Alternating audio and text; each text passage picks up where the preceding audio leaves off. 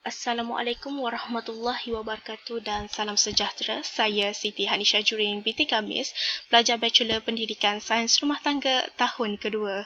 Baiklah, hari ini saya akan membentangkan pengalaman awal di sekolah yang telah saya laksanakan kursus ini di SMK Tengku Mahmud Iskandar.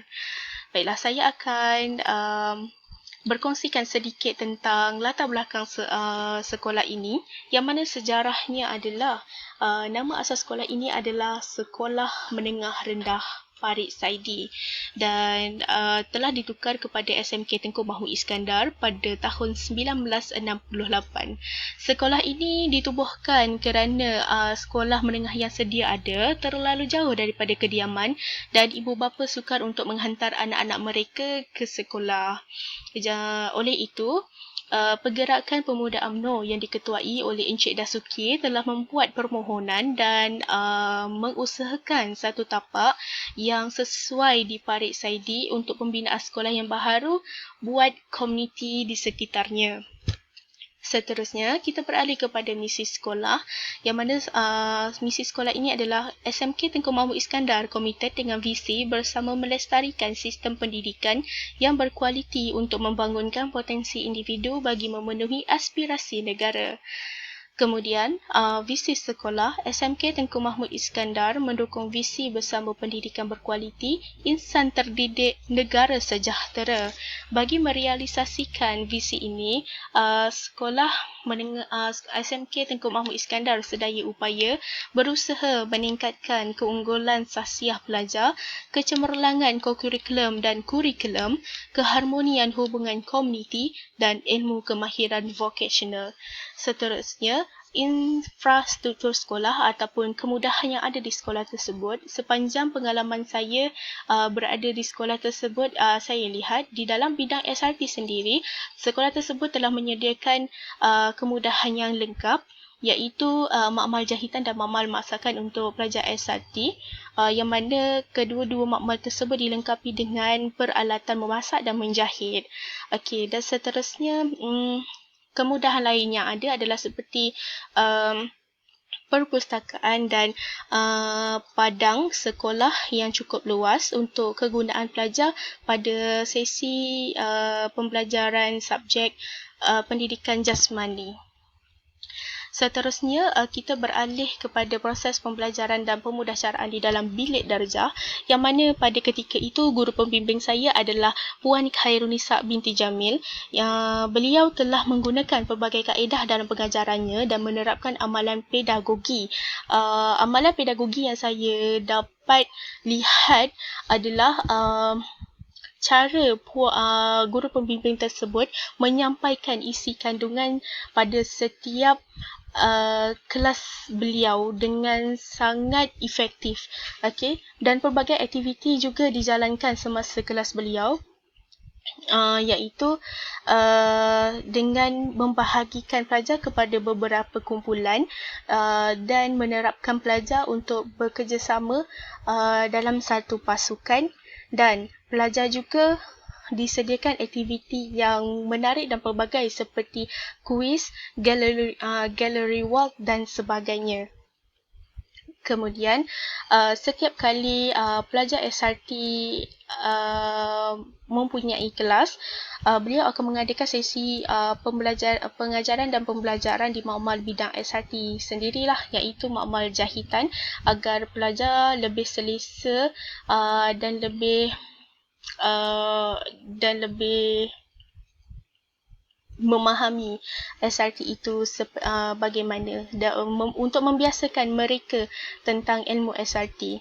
Seterusnya, guru pembimbing iaitu Puan Khairunisa juga menerapkan penggunaan kemudahan ABM atau alat bantu mengajar dan bahan bantu mengajar. Antara ABM dan BBM yang digunakan adalah seperti slide projector yang digunakan untuk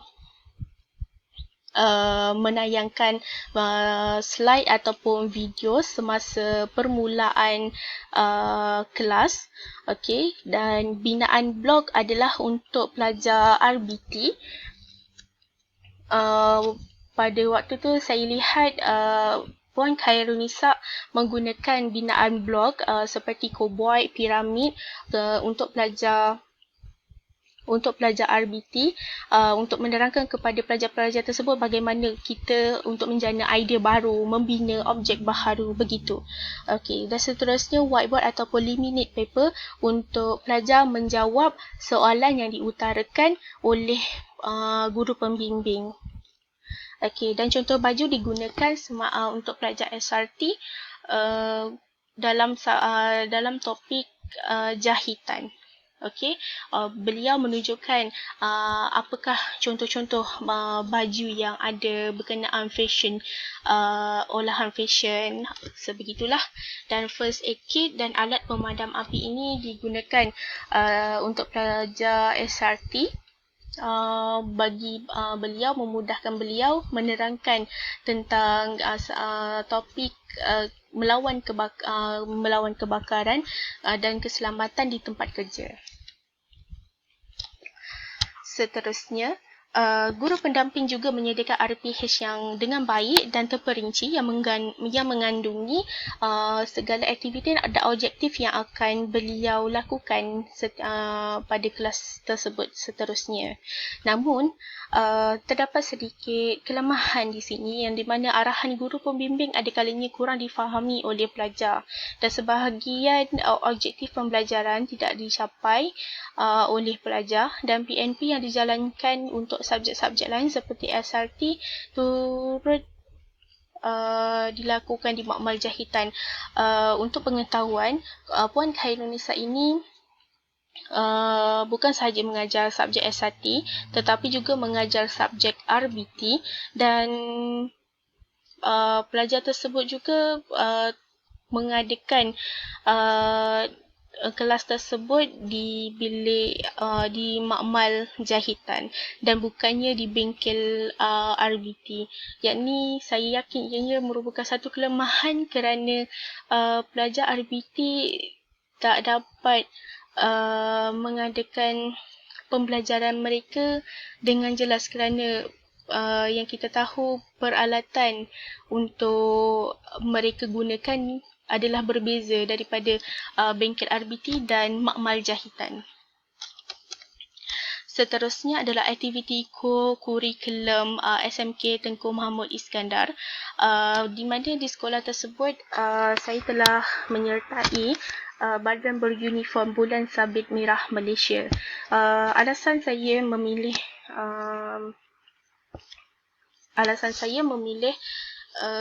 badan beruniform ini kerana saya teliti pada hari pertama, bukan hari pertama, pada perjumpaan pertama, keahlian pelajar yang ramai dan seimbang antara pelajar lelaki dan perempuan, dan badan beruniform ini adalah antara badan beruniform yang mengajar pelajar untuk berdikari dan membantu mereka mengenal apa itu tanggungjawab yang sebenar, kerana badan beruniform BSMM ini telah ditugaskan dan membantu guru pada hari sukantara dan acara sukan didahulukan yang diadakan pada tempoh sepanjang saya berada di sekolah tersebutlah. Okey. Dan untuk itu, pelajar juga telah didedahkan tentang langkah utama dalam memberi bantuan awal kepada mangsa ataupun pelajar yang mengalami kecederaan pada hari sukantara dan acara sukan didahulukan tersebut. Contohnya, jika terdapat pelajar yang tercedera, terjatuh semasa larian, terselia atau sebagainya, pelajar diajar bagaimana cara untuk mengangkat mangsa, memindahkan mangsa kepada pengusung dan membawa mereka ke base camp untuk rawatan yang selanjutnya yang akan dilakukan oleh gurulah. Okey, dan seterusnya, namun oleh kerana kursus PULSE ini diadakan pada awal tahun sesi persekolahan, jadi belum banyak aktiviti yang dilaksanakan. Saya hanya berpeluang menghadiri perjumpaan kali pertama dan melihat bagaimana badan beruniform ini berfungsi semasa Hari Sukantara dan acara sukan didahulukan. Dan guru penasihat utama untuk badan beruniform ini juga tidak sempat lagi membuat atur cara aktiviti tahunan untuk badan beruniform ini. Okey, seterusnya adalah kepentingan kurikulum, core kurikulum terhadap profesionalism guru, keguruan. Okey, core kurikulum ini penting kerana dengan adanya core kurikulum ini, guru dapat menjalankan tanggungjawab sebagai pemegang amanah dalam pendidikan. Okey, yang mana guru menyampaikan maklumat dan mengajar murid bukan hanya sekadar mata pelajaran utama sahaja. Dan kemudian dengan kurikulum juga guru dapat meningkatkan lagi imej profesion perguruan di mata masyarakat, terutamanya ibu bapa. Jadi bagi menjadikan masyarakat di sekeliling faham tentang kerjaya seorang guru ini sebenarnya bukanlah mudah, yang mana mereka di sekolah bukan hanya sekadar mengajar subjek utama saja, tetapi juga mengajar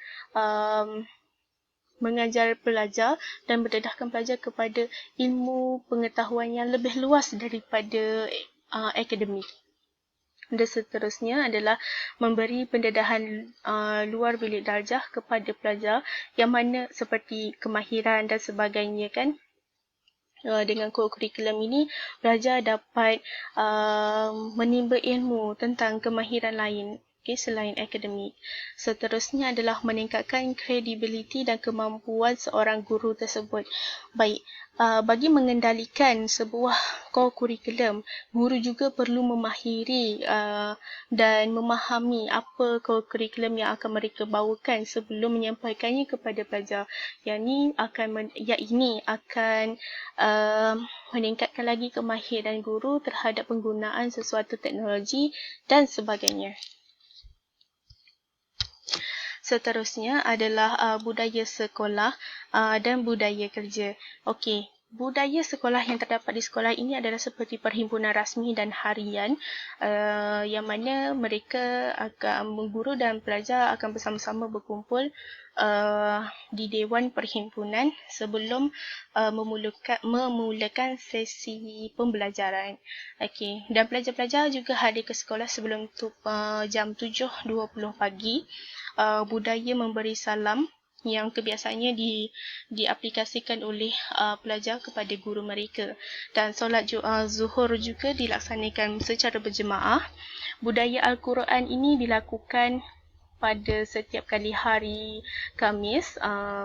Pelajar akan membaca Yasin dan Al-Maksurat pada waktu pagi pada perhimpunan harian lah sebelum memulakan sesi pembelajaran. Dan satu lagi budaya yang amat menarik pada saya iaitu learn a word a day, yang mana pelajar akan mempelajari satu perkataan bahasa Inggeris yang baru di papan kenyataan yang disediakan oleh guru. Okey, budaya sekolah ini dapat membentuk sasiat diri yang terpuji dan memacu kecemerlangan pelajar. Okey, sebab selain akademik, kita juga sekolah ini juga memberikan santapan rohani dan jasmani kepada pelajar. Seterusnya adalah budaya sekolah ini dapat membantu pelajar lebih syakna dengan isu dan perkembangan semasa di sekolah kerana adanya perhimpunan rasmi dan harian yang dilakukan. Jadi guru dapat menyampaikan maklumat kepada pelajar tentang isu-isu semasa dan apa tindakan yang sewajarnya mereka lakukan. Selain itu, secara tidak langsung akan membantu meningkatkan pencapaian pelajar dalam akademik. Okey. Pelajar semasa perhimpunan telah didedahkan dengan pelbagai isu dan pengetahuan daripada guru, dan ini juga membantu selain itu